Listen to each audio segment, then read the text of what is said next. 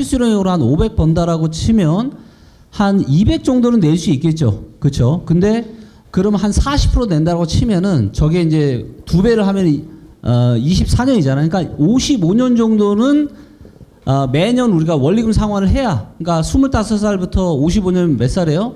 80살이죠. 80살까지 우리가 원리금 상환하는 거를 계속 해야 내 집이 되는 거예요. 말이 되나요? 말이 안 되죠. 저게 역사적인 평균이 몇 년이냐면 16년입니다. 16년. 16년 전도 우리가 소득을 다 모으면 집을 살 수 있었는데, 그러면 16년이면은 한 40년 정도 되거든요. 그러니까 우리가 쓸 거 쓰고 원리금 상환하는 걸로. 그러면 20대 중반부터 우리가 사회생활 시작한다고 치면 40년이면 60대 중반이잖아요. 딱 은퇴할 때쯤 내 집 하나 갖고 있는 겁니다. 전부 다. 이 정도면 사실 말이 되는 거죠. 그런데 이게 이제 쌀 때는요, 한 12배까지 떨어집니다. 12배까지. 그러면 지금 23.8에서 평균이 16배나 한 12배까지 떨어지려면 몇 퍼센트 떨어져야 되냐면, 제가 이게 소득 증가를 감안 안 하면 이제 너무 비관적이다 보니까 소득 증가를 감안을 해도 최소한 25에서 많게는 40% 떨어져야 되죠. 요거는 이제 경기도인데 비슷해요. 경기도도 25에서 35% 정도는 떨어져야 됩니다. 자, 다음 데이터는 이제 주택 구매력 지수 데이터인데요. 뭐 여러 가지 중요한 데이터들이 있지만 이 중에서 딱 가장 중요한 거 하나만 꼽아라라고 하면은 저는 이제 주택 구매력 지수 데이터를 제가 꼽는데, 아까 이제 소득 대비한 매매 가격에는 이제 소득하고 그 다음에 집값만 들어가는데, 여기에 아주 중요한 게 하나 빠져 있어요. 그게 뭐냐? 바로 주택담보대출 금리죠. 아무리 내 소득과 집값이 있지만, 예를 들어서 뭐 금리가 쌀 때는 내가 한 달에 이자를 뭐 150만 원 냈다라면, 지금은 코로나 시절에 150만 냈다라면 지금은 한 300만 원 내야 되잖아요. 그러면 다른 요인들이 다 하나도 변하지 않아도 금리 자체만으로도 우리가 내는 원리금이 달라지기 때문에 이것만으로 주택에 대한 수요가 줄어든단 말이에요. 혹은 많아지기도 하고. 그거를 이제 보여주는 게 이 주택 구매력 지수 데이터인데요. 보시는 것처럼 요것 또한 지난 한 20년 정도의 데이터가 있는데, 언제가 제일 안 좋냐? 저게 이제 가장 최신 데이터가 22년 4분기, 그러니까 작년 연말 데이터거든요. 조금 올라왔지만 역사상 가장 안 좋아요. 저 얘기는 무슨 얘기냐면, 지금 대출을 끌어다가 서울에 집을 살 수 있는 게 엄청나게 부담스럽다라는 거예요. 내가 한 달에 500 벌면 한 300, 350 내야 돼요.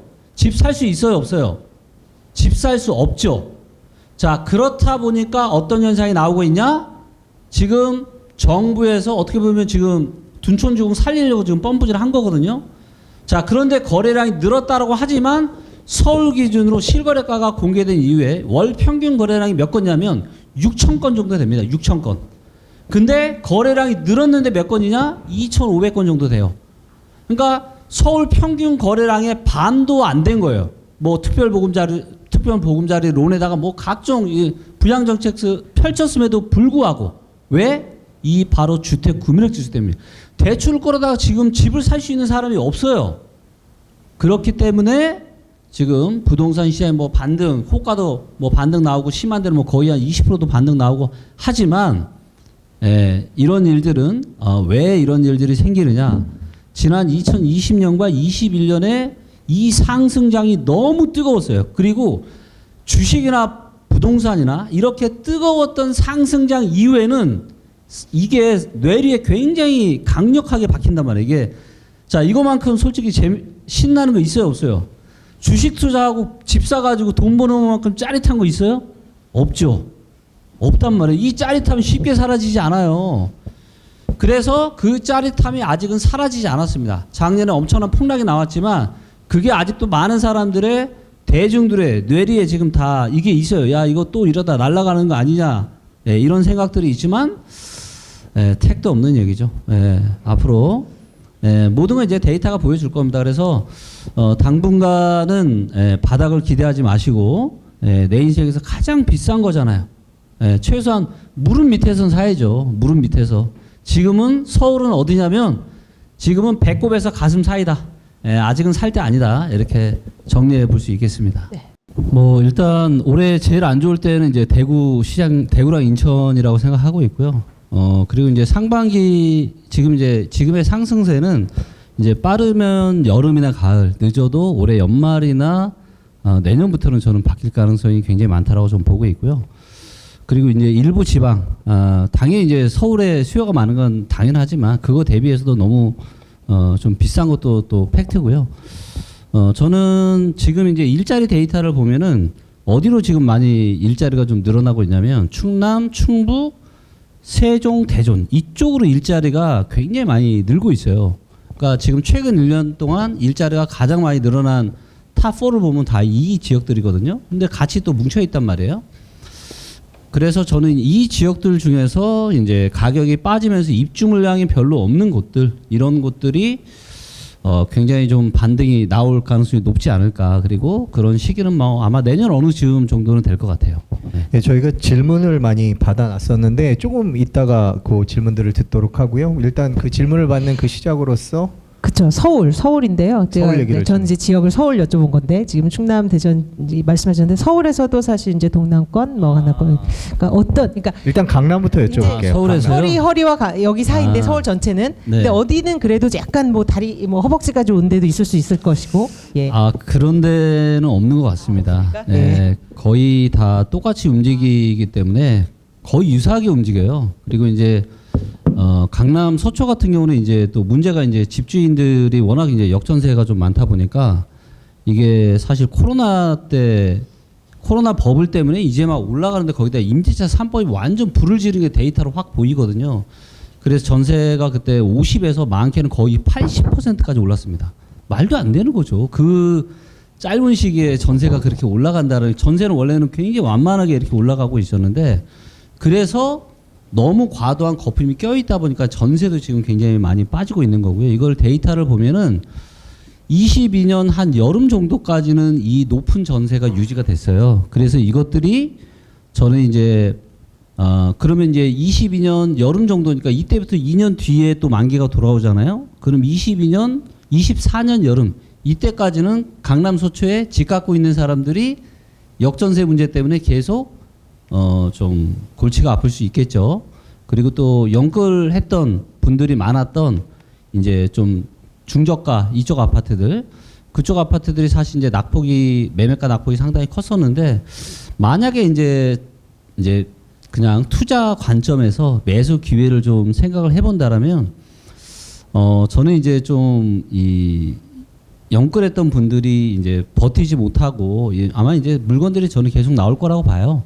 예, 이건 시간의 문제지. 그래서 그런 것들을 매수하시는 거는 저는 그래도 좀 괜찮지 않나. 그리고 내년 어느 즈음에. 예. 지금 마지막에 말씀하신 지역은 어느 지역을 말씀하시는 거죠? 연끌이 많은 지역이라고만 말씀하셨는데. 그렇죠. 이제 노도강이나 이제 가격대가 뭐 한 9억 이하짜리 있죠. 네, 그쪽 그런 지역들에서 아마도 이제 연끌 하셨던 분들이 계속 이제 이자가 이제 내기가 부담스럽기 때문에 그런 것들이 많이 나올 것 같아요. 하락장이기 때문에 재개발 재건축을 완화하는 게 맞는 거고요. 그리고 이제 그런데 이제 전혀 사실 가격이 움직이질 않잖아요. 왜냐하면 지금처럼 이제 그러니까 재개발 재건축 상승장에 이제 막바지에 가격이 가장 많이 오르거든요. 왜냐하면 우리가 조합원 입장에서는 분담금은 작게 내고 뭔가 받을 돈까지 생기면 아니면 평형대를 좀 더 큰 걸 받는다든가 그 얘기는 이제 수익성이 돼야 되는데 그럼 이제 땅값이 올라가는 시기에 그래서 재개발 재건축이 너무 좋아요. 근데 지금은 이제 어떤 일이 생기고 있냐면 저는 이제 재개발 재건축은 지금은 절대 살 시기가 아니라고 생각을 하고 있는데 왜냐면 일단 첫 번째는 원자재 가격이 올라가고 있어요. 자, 제가 한 이틀 전에도 이제 건설사 임원하고 제가 이제 미팅이 있어가지고 미팅을 했는데 지난 1년 사이에 건축비만 얼마가 올랐냐면 25%가 올랐다고 합니다. 자, 그 이야기는 조합원 입장에서는 뭘 까먹는 거예요? 수익성을 까먹는 거죠. 기본적으로 조합은 그러니까 이런 재개발이나 재건축 이런 조합 사업은 땅을 담보로 대출을 끌어다가 이 대출금으로 사업을 진행을 하는 거예요. 근데 이제 건축비만 오름으로써 이미 수익이 많이 떨어지겠죠. 근데 지금 가격이 떨어지다 보니까 그리고 지금도 건설사랑 지금 조합이랑 뭐 건축비 올려달라 뭐하라 지금 이런 것들로 계속 싸우고 공정이 또 길어지잖아요. 공정이 또 길어지면은 그게 전부 다 대출 이자로 또 다 녹는 거예요. 참고로 제가 2015년에 이제 서초동이 이제 뭐 그때만 해도 저도 이제 아주 잘은 몰랐을 때니까 뭐 대한민국에서 제일 사업성이 좋은 재건축 사업지다 해서 제가 그때 매수를 했고 그게 예정이 2019년에 예정이었어요 원래. 그리고 그때부터 부동산 시장이 상승기였잖아요. 땅값이 계속 올랐단 말이에요. 그런데도 뭐 중간에 시공사 바꾸고 뭐하고 그래서 이주 및 철거를 언제 했냐면 2020년 넘어서 했습니다. 이주 및 철거를. 근데 땅을 팠는데 오염물질이 나왔어요. 그래서 1년이 또 기간이 늘어지고 정화 작업해야 된다 그래서 얘가 입주가 언제냐? 2026년 정도 지금. 그러니까 상승 장에도 이런데 지금 대세 하락장이 뭐 얼마나 진행될지 모르겠지만 이게 완만 하락이 나올지 급한 하락이 나올지 모르겠지만은 지금 시기에 재건축 재개발을 사는 거는 저는 상당히 위험하다 그렇게 보고 있습니다. 지금 사업성이 잘 안 나오잖아요. 그러다 보니까 이제 서로 이제 단지들을 서로 묶어서 지금 하겠다 이러고 있고 그러면 얘기하신 것처럼 한꺼번에 할 수 없어요 절대. 왜냐하면 이주나 이거 다 이주해서 어디 살까 이런 것들이 다 얽히설키 얽혀 있기 때문에 일단 뭐 발표는 했지만 저는 상당히 지지부진 이게 쉽게 되지 않을 거다. 그리고 그래서 저는 개인적으로는 일기 신도시에 대한 이런 재건축에 대해서는 상당히 저는 좀 부정적입니다. 압구정동이나 잠실의 오래된 아파트는 훨씬 더 오래됐잖아요. 그렇죠? 그 아파트들 언제 새 아파트로 태어날 것 같아요? 앞으로 10년 내에 될까요? 자, 그 아파트들도 지금 10년 내에 될지 안 될지 모르는데 지금 일기 신도시는 그러면 언제쯤 뭐 한 10년 뒤에 될까요? 네, 참 쉽지 않을 것 같습니다. 네, 일단 여러분들이 이제 반드시 명심하셔야 되는 게 뭐냐면 이 코로나 때 가격은 머릿속에서 완전히 지우셔야 돼요. 그거는 정상적인 가격이 아니에요. 정상적인 가격이 아니에요. 완전히 비정상적인 가격이에요. 도저히 떠받쳐질 수 없는 완전 비정상적인 가격이에요. 근데 여기에서 떨어지니까 싸 보이는데 자칫 그래서 들어갔다가는 큰일 날 수 있다는 거죠. 그렇기 때문에 일단 저는 그렇게 생각합니다. 만약에 한 20% 떨어져도 나는 괜찮다. 나는 내 가족들하고 나는 내가 내 소중한 보금자리에서 사는 게 더 좋다. 이러신 분들은 제가 굳이 말리지는 않겠습니다. 하지만 그런 분들이 아니라 다들 그렇잖아요. 어떻게든 돈 모아서 좋은 시기에 그래도 무릎 밑에서 내 집 마련을 하시는 게 다들 꿈이잖아요. 그렇다면 지금은 좀 기다리시는 게 저는 현명한 선택이라고 생각합니다. 네. 그럼 두 가지 시나리오로 보고 있는데요. 일단 첫 번째는 뭐 올해가 보면 이제 2008년하고 상당히 유사한 부분이 많습니다. 사실 작년에 이제 주가가 좀 떨어지고 부동산 시장이 하락을 했던 거는 경기 침체에 대한 우려 때문에 그런 게 아니에요. 그 유래를 찾아보기 힘들 정도로 금리를 그러니까 너무나도 낮은 상태에서 금리를 너무 빠르게 올리다 보니까 이게 문제가 됐던 거예요. 예를 들어서 3%인 게 6%가 됐어요. 그럼 2배잖아요. 근데 0.5%다가 였는데 이게 2%, 3%면 이게 몇 배예요? 충격이 굉장히 큰 거죠. 그래서 이제 단기간에 굉장히 금리를 올리다 보니까 이제 주가 부동산이 좀 떨어졌다가 최근에 이제 둘 다 살짝 좀 안정화되고 단기 반등이 나오고 있는 모습인데 이게 만약에 지금 2008년과 같은 뭔가 경기 침체가 왔다. 지금 미국 중앙은행에서도 공식적으로 인정을 했잖아요. 가벼운 경기 침체가 올 거다. 근데 정말 여러분들 아이러니한 게 뭔지 아십니까? 2008년에도 3, 4월 때는 은행 문제가 있었고요. 그때도 뭐라 그랬냐? 가벼운 경기 침체가 올 거라 그랬어요. 근데 2008년에 서프라임 사태가 가벼운 경기 침체였나요? 그리고 기본적으로 미국 중앙은행에서 공식적으로 알고 있어도 강력한 경기 침체가 옵니다라고 얘기하겠어요? 하지만 가벼운 경기 침체 올 거라고 하니까 알아들을 만한 사람은 알아서 들어라.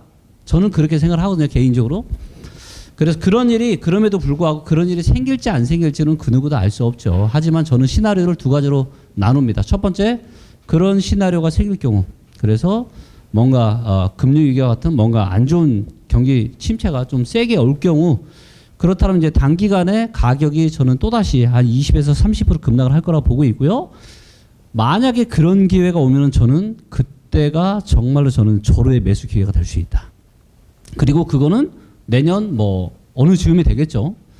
그리고 이제 이런 시나리오가 아닌 경우, 경기 침체 없이 그냥 넘어갔을 경우에 예, 그러면 그럼에도 불구하고 저는 지금의 반등이 좀 더 이어지다가 저는 가을 연말 정도서부터는 떨어질 거라고 봅니다. 자, 그렇다라면 완만한 하락을 하겠죠. 그래서 여러 가지 입주 물량이나 이런 것들을 감안해 봤을 때 이르면 25년이나 늦으면 26년 정도. 그래서 25, 6년 어느 즈음 정도가 바닥이 될 거고 이거는 바뀌는 데이터 보면서 충분히 우리가 타이밍을 잡을 수 있다. 이렇게 정리해 보겠습니다. 2018년도 가격은 돼야 될 것 같아요. 일단 코로나 버블은 없는 게 맞는 거거든요. 일단 그거 거품 빠지는 건 당연한 거고, 코로나 터지기 막 그 당시에 거품이 딱 2007년에 딱 거품 정도거든요. 네. 그래서 그러면 이제 2019년 가격은 아니고 한 18년 정도 가격까지는 물론 이제 지역마다 또 다릅니다. 예. 왜냐면 이제 수도권은 14년부터 계속 올라갔지만 또 지방은 떨어진 지역들도 있거든요. 그렇기 때문에 지역마다 다르지만 일단 수도권 기준으로 말씀드리면 한 18년 정도 가격까지는 떨어져야 그래야 이제 정상적으로 우리가 거래를 할 수 있는. 그리고 이제 부동산 시장의 바닥은 언제냐? 관심이 아예 없어야 돼요. 대다수의 사람들이 아예 관심이 없을 때, 그럴 때 저는 진짜 바닥이 또 올 거라고 생각을 하고 있고, 그리고 저는 이제 또 데이터로 하다 보니까 이제 뭐 이런 주택 구매력 지수나 이런 소득 대비한 이런 데이터를 전부 다 이제 개별 아파트까지 지금 싹 다 만들었어요. 그래서 조만간 이거를 다 공개를 할 예정이고요. 그래서 각자의 기준에 따라 데이터에 근거해서 의사 결정하시면 좋을 것 같습니다.